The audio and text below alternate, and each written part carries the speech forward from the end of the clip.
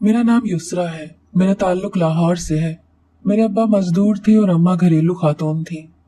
3 बहन भाइयों को पालना अब्बा के लिए बहुत मुश्किल था। तभी अम्मा ने सबसे छोटी बहन को मेरी खाला को दे दिया था, जिनका बस एक ही बेटा था। और वो बहुत अमीर तो नहीं थे, लेकिन हमसे अच्छा खाते पीते थे। मेरा अपनी खाला से बहुत प्यार था, क्योंकि मेरी अम्मा 2 ही बहनें थीं और मेरी अम्मा बड़ी बहन थी। उनकी पहली औलाद होने की वजह से खाला मुझसे बहुत प्यार करती थी। मुझे पढ़ने का बहुत शौक था, जो खाला ने अपने सर पर मुझे 14 जमातें पढ़ाई थी। अम्मा अब्बा ने शुरू से एक ही बात समझाई थी कि बेटा, कुछ भी हो जाए माँ बाप का सर नहीं झुकना चाहिए।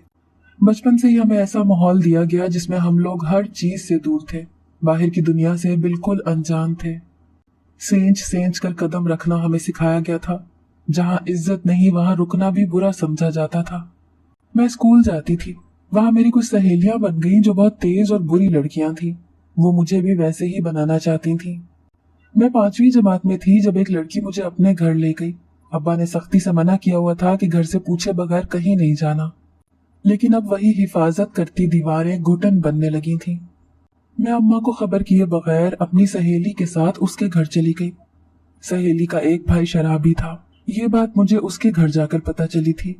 मेरी सहेली ने मुझे एक कमरे में बिठाया और खुद न जाने कहाँ चली गई। उसकी अम्मा भी अजीब सी खातून थी। ऐसा माहौल मैंने पहले कभी नहीं देखा था। मेरा दम घुटने लगा तो मैं कमरे से निकलकर अपनी सहेली को तलाश करने लगी। घर ज्यादा बड़ा तो नहीं था, लेकिन इतना छोटा भी नहीं था। मैं अपनी सहेली को तलाश करती करती एक कमरे के पास से गुजरी। कमरे का दरवाजा हल्का सा खुला हुआ था और अंदर से दबी दबी चीखने की आवाजें आ रही थी। मैंने जैसे ही अंदर झांक कर देखा तो मेरी जान लबों पर आ गई। एक लंबे कद वाला आदमी जिसने खुद को काले रंग की चादर में लपेट रखा था, और उसके बिल्कुल सामने मेरी सहेली खड़े बोली जा रही थी। एक तरफ सहेली की अम्मा खड़ी थी। मैं नहीं जानती थी कि वो क्या कह रही है। मैं नहीं जानती थी कि वो क्या कह रही है। छोटी थी, मगर इतनी भी छोटी नहीं थी। मुझे बहुत खौफ महसूस हो रहा था। अभी मैं सोचों में ही गुम थी कि मैं अपने घर चली जाती हूँ, जब मेरी सहेली की अम्मा की आवाज मेरे कानों में पड़ी। और मेरी रूह लरस गई जब सहेली की अम्मा ने उस नकाब पोश आदमी से बोला कि लड़की कितने में खरीदेगा। अल्फाज थे या सीसा पिलाई जो मेरे कानों में उंडेली गई थी। कहने को तो मेरी सहेली भी 5वीं जमात की मासूम बच्ची थी, लेकिन उसकी बात सुनकर मेरे पैरों तले से जमीन निकल गई जब उसने अपनी माँ को दिया बाई कहकर बुलाया और मुझे बेचने के बाद पैसों को आधा आधा करने का बोल रही थी।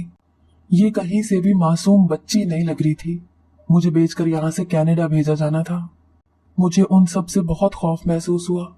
मैं खामोशी से भागने लगी, लेकिन जल्दबाजी में मेरा पाँव टेबल से टकराया और फिर टेबल पर पड़ा गिलास जमीन पर गिरकर टूट गया। इससे पहले कि कोई बाहर आता मैं जल्दी से भाग निकली। भागते हुए मेरी सांस फूल रही थी, मगर मुझे अभी भी परेशानी थी तो बस अपनी इज्जत की। पूरा रास्ता अब्बा के कहे गए अल्फाज मेरे कानों में गूंज रहे थे। अब्बा अम्मा ने जिस तरह हमें दुनिया की धूप छांव से बचा कर रखा हुआ था, आज उस बात का एहसास बहुत अच्छे से हुआ था। मेरी आंखों से आंसू बह रहे थे। मुझे अपनी संगीन गलती का एहसास हो गया था। ये सोच ही मेरी जान निकाल रही थी कि अगर आज वक्त पर मैं उनकी बातें ना सुनती तो मेरे साथ क्या किया जाता। मैं घर लौटी तो पसीने में शराबोर थी। अम्मा तो देखते ही परेशान हो गई। मेरे सदके वारी जाने लगी तो एहसास हुआ कि ये तो मोहब्बत की दीवारें हैं, इसके बाहर तो बस नफरत ही नफरत है। मैं अम्मा के सीने से लगी फूट फूट कर रोने लगी। अम्मा परेशान हो गई थी, लेकिन मैंने उनको कुछ नहीं बताया। उस दिन के बाद 2 हफ्ते तक मैं तेज बुखार में तपती रही। घर वालों को कुछ समझ नहीं आ रहा था कि आखिर मुझे हुआ क्या है। उस दिन के बाद से मैंने स्कूल ना जाने की रट लगा ली। मुझे घर की बंद 4 दीवारी ही मंजूर थी। एक रोज मेरी खाला का बेटा हमारे घर आया तो अम्मा ने उससे मेरे स्कूल की बाबत बात की, जिस पर मेरी खाला के बेटे ने मुझसे बहुत पूछा कि क्यों स्कूल नहीं जाती। मुझे भी सहारे की जरूरत थी। कब तक अपने नन्हे दिल में इतना बोझ रखती। मैंने उससे वादा लिया कि वो घर में किसी को नहीं बताएगा और उसे हर बात बिल्कुल सच सच बता दी। पहले तो वो मुझ पर नाराज हुआ, फिर बच्ची समझकर माफ कर दिया और मुझे समझाया कि अब से मैं स्कूल जाऊं और वो खुद मुझे छोड़कर आया करेगा और रोज लेने आएगा। मैं उसकी बात पर राजी हो गई और अगले ही रोज से स्कूल जाना शुरू कर दिया। लेकिन वो लड़की अब स्कूल नहीं आती थी। खाला का बेटा बहुत अच्छा इंसान था। उस दिन से मैं उससे अपने दिल की हर बात करने लगी। उसने कभी मुझ पर सख्ती नहीं की थी। जब मैं कॉलेज जाना शुरू हुई तो उसने बस एक बात की थी कि आज के बाद मैं नकाब करके कॉलेज आया जाया करूं। मुझे भी खाला के बेटे की बात अच्छी लगी। तब से मैं नकाब करने लगी थी, लेकिन मेरे दिल का खौफ आज तक खत्म ना हुआ। वक्त गुजरता गया और मेरा कॉलेज भी खत्म हो गया।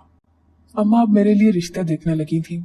कई रिश्ते आए और गए, लेकिन हमारी गुर्बत की वजह से किसी को मैं पसंद नहीं आती थी। मेरी अम्मा ने परेशानी मेरी खाला को बताई। खाला ने तसल्ली दी और घर चली गई। कई दिन गुजरे तो मेरी हैरत की इंतहा नहीं रही जब खाला अपने बेटे के साथ फिर से घर आई। साथ में मेरी छोटी बहन भी थी। मेरी खाला ने आते ही मेरी अम्मा से कहा कि वो आज अम्मा से कुछ लेने आई है, जिस पर अम्मा की तो खुशी की इंतहा न रही। कहीं न कहीं अम्मा भी खाला के बेटे के लिए मेरा सोचे बैठी थी। हैरत का झटका तो तब लगा जब खाला ने मेरी छोटी बहन, जो खाला को ही दे दी थी, उसका हाथ अपने इकलौते बेटे के लिए मांगा। मेरी तो आंखें भर आई। अम्मा के कहने पर कहीं न कहीं मेरे दिल में भी खाला के बेटे के लिए जगह बन गई थी। मुझे बहुत दुख हुआ, लेकिन फिर मेरे ज़मीर ने मुझे झंझोड़ा तो एहसास हुआ कि मैं अपनी बहन के लिए क्यों खुश नहीं हो रही। अम्मा को मैंने झट से हाँ कहने का कहा तो अम्मा भी हैरान हो गई और खाला को हाँ कर दी। अब्बा और भाई भी इस रिश्ते के लिए तैयार थे, लेकिन अम्मा की शर्त थी कि पहले मेरी शादी होगी, उसके बाद बहन की। खाला को कोई मसला नहीं था। मैं दिन रात अपने रिश्ते को लेकर दुआ गो रहती, क्योंकि अब मेरी भी उम्र गुजरती जा रही थी। एक रोज गांव से दूर एक लड़के का रिश्ता आया। लड़का ना सिर्फ पढ़ा लिखा था बल्कि काफी अमीर भी था। मैंने अम्मा से कहा कि फजूल में अपना और दूसरों का वक्त बर्बाद कर रहे हैं। जितने वो अमीर हैं, मेरा रिश्ता कभी भी नहीं होना। अम्मा ने मुझे डपटा और मुझे उनके सामने ले गई। अम्मा के मुताबिक सब बहुत अच्छे लोग थे। जब मैं उनके पास जाकर बैठी तो लड़के की अम्मा मुझ पर सदके वारी जाने लगी। मुझे देखने लड़के का बाप, लड़के की माँ और लड़के की एक चाची भी आई थी। लड़के की एक कजन, जो चाची की बेटी थी, मुझे काफी गौर से देख रही थी कि मुझे शर्मिंदगी महसूस होने लगी, जैसे मैंने कोई गुनाह सरजद कर दिया हो। लड़के की चाची ने बताया कि लड़के का एक और भाई भी है, मगर वो घर पर मौजूद है। लड़के की चाची तो बहुत अच्छी थी, मगर जो हैरान कुन बात थी वो ये थी कि लड़के की माँ और बाप बिल्कुल खामोश थे। लड़के वाले घर गए और जाकर अपनी रजामंदी दे दी और अगले ही रोज हमें अपने घर बुला लिया और इस तरह मेरा रिश्ता हो गया। लड़के वालों ने जहेज लेने से मना कर दिया था। अम्मा अब्बा को और क्या चाहिए था, हमारी तरफ से सादगी से निकाह होना था। वक्त गुजरता गया और वो दिन भी आ गया जब मुझे अपने शौहर के घर जाना था। मेरा शौहर देखने में बहुत खूबसूरत था। मुझे तो हैरानगी इस बात की थी कि इतने अमीर लोग हमें मिल कहाँ से गए और कैसे मेरा रिश्ता यहाँ हो गया। मेरी शादी बहुत अमीर खानदान में हुई थी। बारात भी देखने लायक थी कि ऐन मौके पर हमें 5 से 6 देगे मजीद बनवानी पड़ी। मैं गांव की पहली लड़की थी जिसकी बारात इतनी धूमधाम से आई थी। गांव वाले तो मेरी किस्मत पर रश्क कर रहे थे। इतनी बड़ी बारात आज तक हमारे गांव वालों ने नहीं देखी थी। गाड़ियों का अंबार लगा हुआ था। फैशन करती औरतें चिमचिमाती गाड़ियों से निकलकर हमारे बोसीदा से घर में जा रही थी। कुछ औरतें बातें कर रही थी तो कुछ खामोशी से जहां जहां जगह मिल रही थी बैठती जा रही थी। रुखसती का शोर उठा तो मैं भी हर लड़की की तरह अपने अम्मा अब्बा के साथ लगकर रो पड़ी। मुझे गाड़ी में बहुत शान और शौकत के साथ ले जाया गया। अपने शौहर के घर जाते ही मुझे मेरे शौहर के कमरे में पहुंचा दिया गया। सब मेहमान जा चुके थे। अगली सुबह जब मैं अपने शौहर के साथ नाश्ते पर पहुंची तो वहां चाची सास, सास और ससुर और चाची की बेटी बैठे थे। लेकिन नाश्ते की मेज पर एक खूबसूरत जवान मर्द और भी था, जिसका चेहरा मेरे शौहर से मिल रहा था। मेरे टेबल तक जाते ही उसने मुझे बहुत अजीब नजरों से देखा कि मैं अंदर ही अंदर कांप गई। जब मेरे शौहर ने सबको सलाम किया और मेरे हैरानगी से उस मर्द को देखने के बाद मुझे बताया कि वो मेरा देवर है। मैंने मुस्कुराकर हाँ में सर हिलाया और सबको सलाम करती नाश्ते की मेज पर बैठ गई। मेरी हैरत की इंतहा न रही जब मेरे शौहर की चाची की बेटी जल्दी से उठी और मेरे शौहर को नाश्ता निकाल कर देने लगी। मुझे बहुत बुरा लगा और कहीं न कहीं मेरे शौहर ने भी मेरा बुरा लगना भांप लिया था। तभी चाची की बेटी को टोक दिया, जिस पर वो बुरे बुरे मुंह बनाकर अपनी जगह पर जाकर बैठ गई। मेरे देवर की नजर मुझ पर ही जमी हुई थी। मुझे उसकी नजरों से घबराहट होने लगी थी, लेकिन उसका अंदाज कुछ अजीब सा था, जैसे वो अपने होश में ना हो। शादी के बाद हर रोज मेरा 16 साला देवर कमरे में आकर मेरी वीडियो बनाने लगता। 16 साला लड़का बच्चा नहीं होता और उसका मेरी वीडियो बनाना बहुत अजीब बात थी। मैं अक्सर अपने शौहर को कहती कि मेरे देवर को टोका करें। शौहर हर बार यही कहता कि ये जहनी तौर पर बच्चा है और उसे कमरे से निकाल देता। अब तो मुझे भी आदत सी हो गई थी। मैं भी चुपचाप सब कुछ बर्दाश्त करती रहती। एक रोज मैं नहा रही थी तो ऐसे लगा जैसे मुझे कोई देख रहा है। मैंने डर के मारे जब इधर उधर देखा तो अपना वहम समझकर वॉशरूम से बाहर आ गई। अब तो हर रोज मुझे कहीं न कहीं ऐसा महसूस होने लगा था जैसे मुझे कोई देख रहा है। मैं अक्सर अपने शौहर से कहती तो वो ये कहकर बात को टाल देते कि मेरा वहम है और कुछ नहीं। दिन गुजरते गए। 3 महीने का वक्त हो गया था मेरी शादी को। मैं 3 महीने से अपने मैके नहीं गई थी। शौहर से इजाजत लेकर कुछ रोज बाद ही मैं मैके चली गई तो वहां का माहौल बहुत अजीब था। सब लोग मुझे घूर घूर कर देख रहे थे।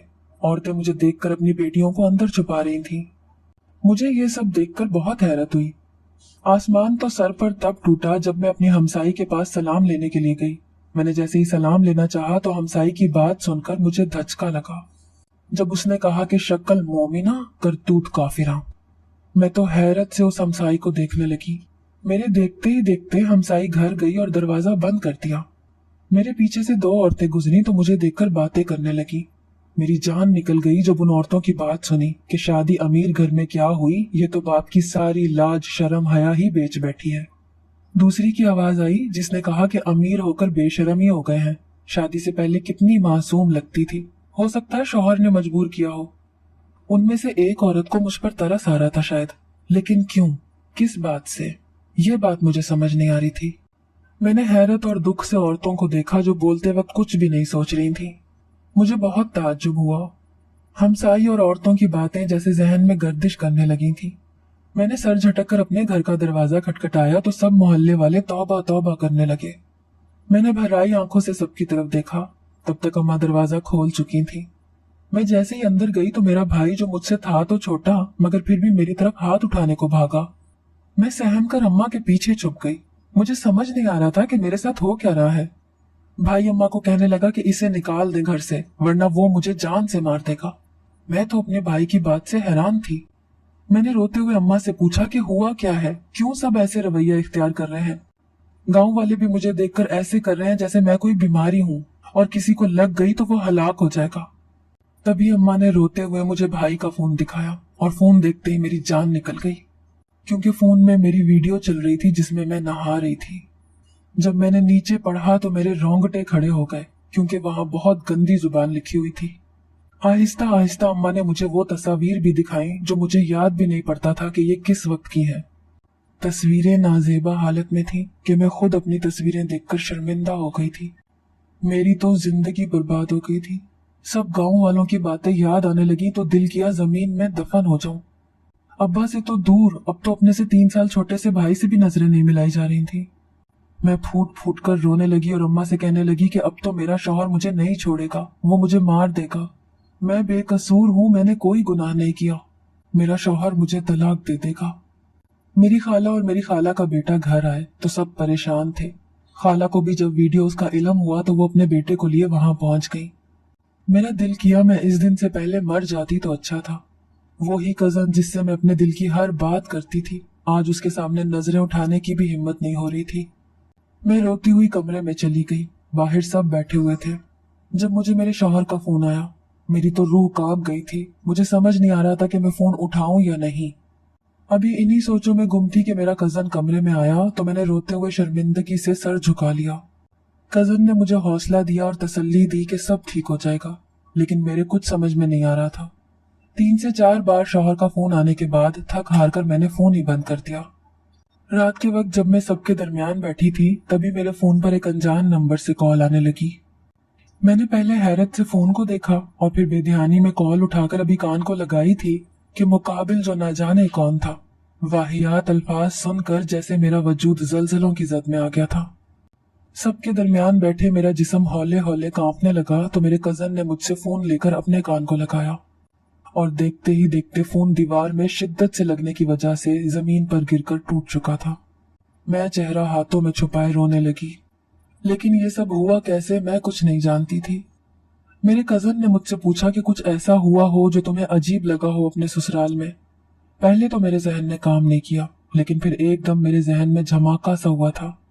मेरे देवर का मेरी वीडियोस बनाना मुझे याद आया। मैंने जल्दी से अपने कजन को अपने देवर की कहानी सुनाई, जिस पर मेरे कजन ने कहा कि मेरा देवर कोई पागल नहीं है। फिर मुझे भी अपने कजन की बात पर यकीन सा हो गया था। अगली सुबह मैं अपने घर वापस आ गई तो सभी आग बगोला हुए बैठे थे। मेरा शौहर तो मुझे मार देने के दर पर था। हर जगह ये वीडियोस फैल चुकी थी। कौन कौन सी वेबसाइट्स थी जहां मेरी वीडियोस और तस्वीर भेजी गई थी। मैंने अपने शौहर से बोला कि ये सब आपके भाई ने किया है, तो मेरे शौहर ने मेरे चेहरे पर जन्नाटेदार थप्पड़ रसीद कर दिया।